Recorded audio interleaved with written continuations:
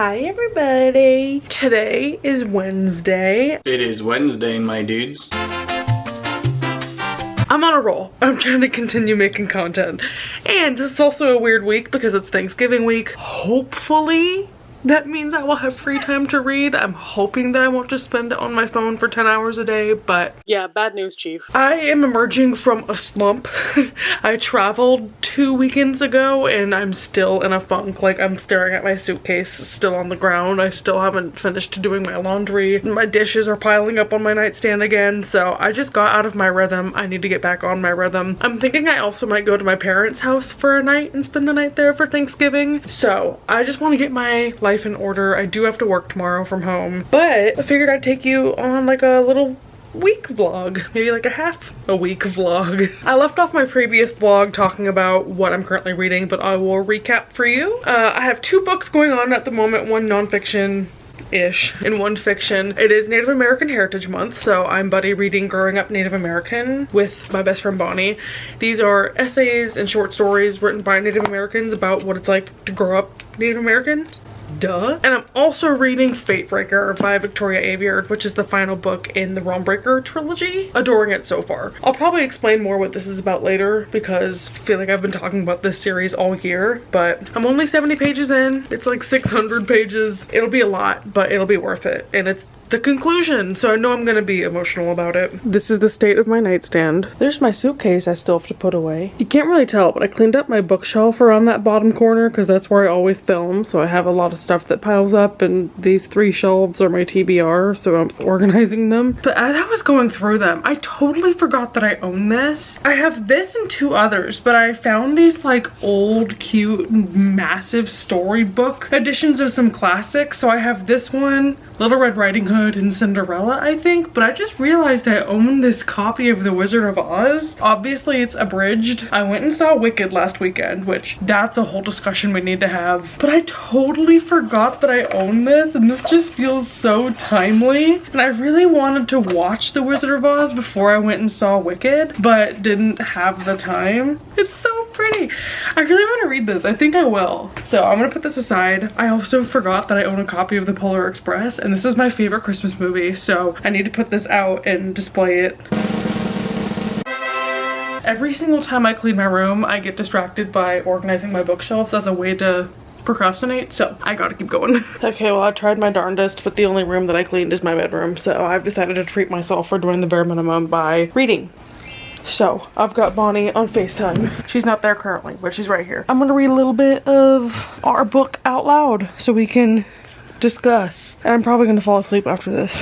Well, last night I read a lot of my book with Bonnie. We read like 3 whole chapters because it was so good. So one of the stories that we read last night was an excerpt from a book called Lame Deer, Seeker of Visions, which was about like a Lakota holy man who went to an Indian boarding school that like the Bureau of Indian, forget what it's called, Indian Affairs forced people to go to for an assimilation, which I knew that those existed. I feel like I always think of it in the context of Canada because they obviously were in the news for a lot of terrible things that went on there. But that chapter, Lame Deer being the narrator, this was just like the most modern story that we've had so far because he was born in 1903. The tone of it was a lot more, I don't want to say lighthearted because it was still very critical of the government, but it just, there was, I don't know, it was so much more conversational. And I really enjoyed it to the point where I kind of want to get this entire book and read the whole thing. So we finished the school days section, and what's up next is called, I think, Modern Life. So it's getting into the 20th century. Yeah, 20th century. So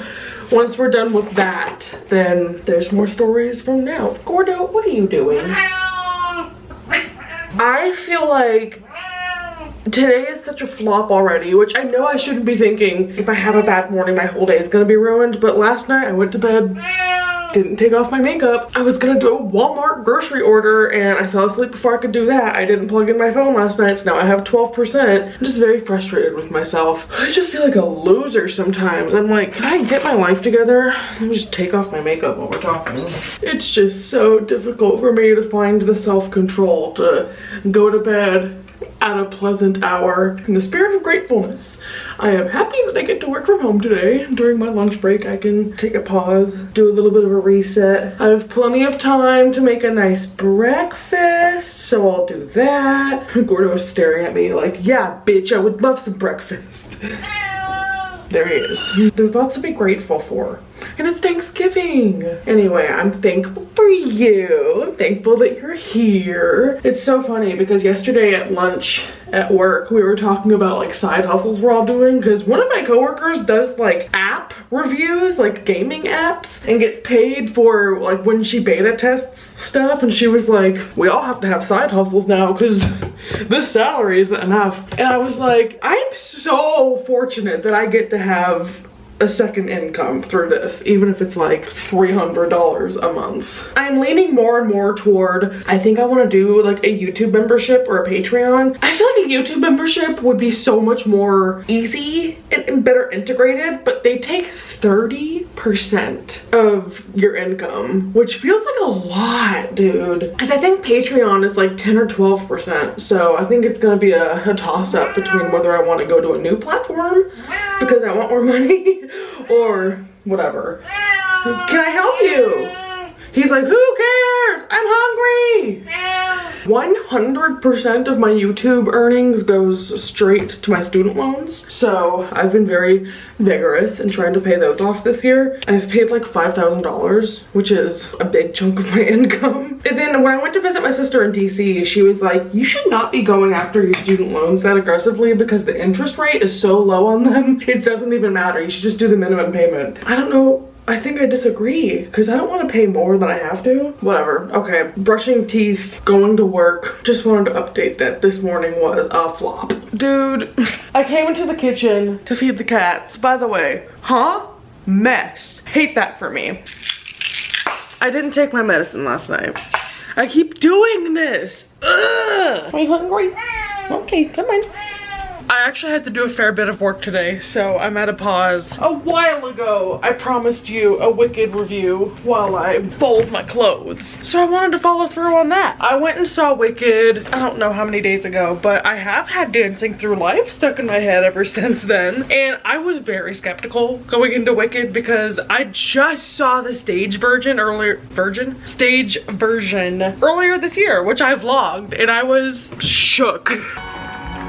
Just sobbed my ass off in Wicked. I won't spoil it because I somehow for 20 years went without spoilers, and I feel bad for everyone now who's not able to experience it the way that we all did first. But it's funny because I listened to the Wicked soundtrack since I was like 10, but I never knew what anything was about because it doesn't explain the story in between. Every time I would sing No Good Deed, I'd be like, I don't know why she's screaming about Fiyero and Dr. Dillamond, but that's not for me to know. So I don't know. I'm very grateful that I got to find out in person at the show in New York, like what actually happens. And the big plot twist at the end, I had no idea about, and I was like, hello. But anyway, bringing it back to the movie, I really didn't know what to expect because I had just so recently seen the actual full show. I didn't even watch a trailer for it, which is I'm very guilty of. I go into things blindly just based on vibes. And I'd kind of heard that it was good, but I'm not a huge Ariana Grande fan. Her bad press has really stuck with me about like her licking the donuts that one time. And I loved her in Victorious, so I knew she can act, and obviously I know she can sing, but I was like, ugh, I don't know. Immediately, I knew I would get emotional during it because the beginning of any musical that has like a big opening number, I knew I would just immediately tear up. So this happened both in the stage version and in the movie theater, but just that opener of ba ba ba ba ba ba. I'm a goner. I was so happy. I ended up really liking the movie too. So even as someone who's not a huge fan and is prone to getting the ick of celebrities, I had a lot of fun with it. I love Jonathan Bailey. I was nervous that he would not be a good singer, but they wouldn't have cast him as that huge of a character if he couldn't. The singing in it was so good. The staging of it was so good. I was surprised that so much of it was pulled directly from the script of the actual show, so it felt very familiar and similar because I had just seen it this year. So I think it's a pretty pretty true representation and I really liked it. I was just not expecting to like it as much as I did. I think I only gave it like 4 stars on Letterboxd because, you know, not the greatest movie of all time. And honestly, as someone who gets emotional during musicals, I didn't cry during this one other than just like maybe the duet scene at the Ozdust Ballroom got me a little bit teary, but I know part 2 is gonna bring it and that's where I'm gonna get invested. So I'm going to have a hard time waiting. I was telling my mom, this feels like back in 2010s when Twilight came out and you get caught with a cliffhanger at the end. What a win. What a win. So that's my Wicked review. I don't know what other updates I have, but I'm pretty much at the bottom of my clothing pile, so maybe that's enough for right now. I'll talk to you when I'm showered and packing for my parents, I think. If you couldn't tell, I'm probably not gonna read today or tomorrow. Okay, here's where I leave the camera. I'm freshly showered, got Taylor on my tits, all packed and ready to go, so I'm gonna head out to my parents' house.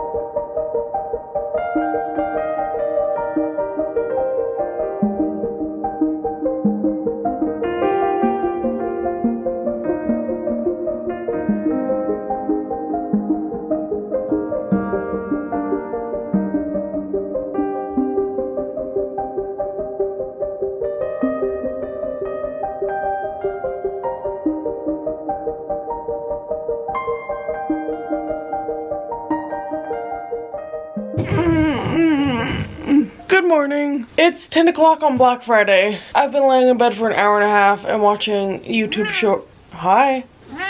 Okay. I've been watching YouTube. I need to get further into my book, which means I'm gonna get ready for the day and get cozy. Yesterday we did a lot of TV watching and chatting, so I didn't read like any of my book. Because the one time I tried, my mom kept showing me Instagram reels, which means I'm still only 80 pages. Into Fart Breaker. We watched like half of the movie yesterday. I got bored as hell, so I tried.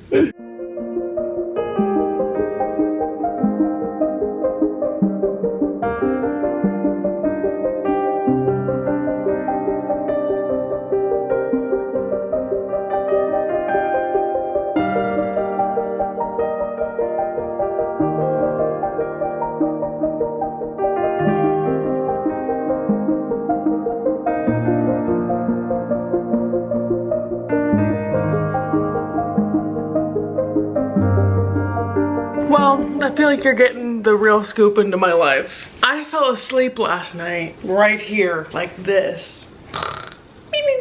I don't know what time I fell asleep. I was attempting to read more of my book, which I got pretty far into. I'm on page 266, so a little less than halfway through. But I woke up at 2 a.m. and I was like, I gotta relocate to bed, so I did. But I do have a chai latte. Whoa, abrupt transition, huh? That's crazy. Here's the dealio. I was recording this vlog and then realized that the weekend after Thanksgiving was in fact December. I'm gonna share a little secret, even though you already know from the title of this video. I'm going to attempt Vlogmas this year. The rest of this vlog is on December 1st, so I'm gonna post it in a separate video for Vlogmas day 1, but I still wanted to share this glimpse of things, even though I know I really didn't read that much, or even I read, but I didn't talk about my book that much. I just wanted to share how I still struggle day to day with productivity and taking care of myself and remembering to take my medicine. So I want to avoid making it seem like my life is beautiful all the time and I'm great and my medicine's working and everything, because I definitely had a flop weekend. I had a really hard time with, and I think I talk about this in day 1 as well,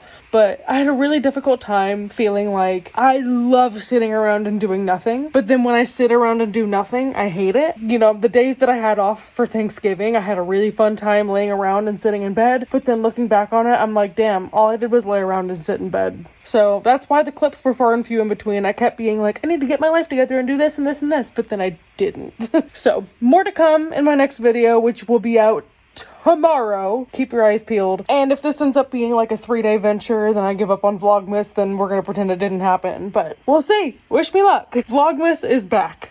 Tentatively. I reserve the right to not complete Vlogmas if I get overwhelmed. Okay, that's all. I'll show you the cats cuddling as an outro too. Bye. Oh, look at the boys. They're so cuddly.